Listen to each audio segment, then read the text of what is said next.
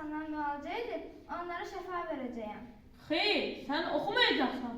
Mən istərəm ki, ailə qurasan, get yemək pişirməyi və ev yığışdırmağı öyrən. Ver kitab dəftəri də mənə. Bunlar sənə lazım deyil.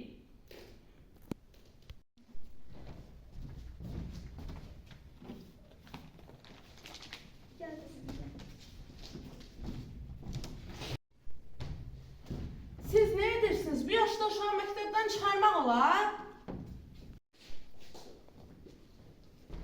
Xəbəriniz var ki, sizə elədikləriniz cinayətdir.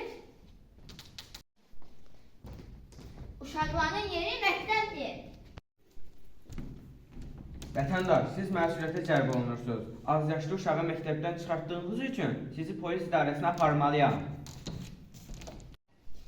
Əziz valideynlər, övladlarınızın oxumaq hüququnu əllərindən almayın. Onların təhsil almasına mane olmayın.